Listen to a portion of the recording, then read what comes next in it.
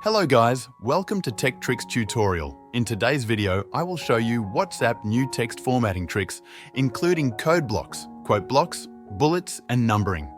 To start, let's look at code blocks.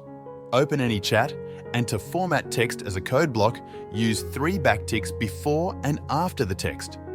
For example, type 3 backticks, add your text, and then close it with 3 more backticks.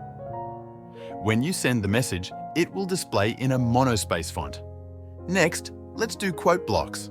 To use a quote block, simply type the greater than symbol followed by a space and then add your message. Once sent, your text will appear in a block quote style. This is perfect for highlighting parts of a conversation. Now let's move to bullets. Unfortunately, WhatsApp does not directly support bullet points, but there's a simple trick. You can use the hyphen mark followed by a space. This will automatically put a bullet symbol in your text.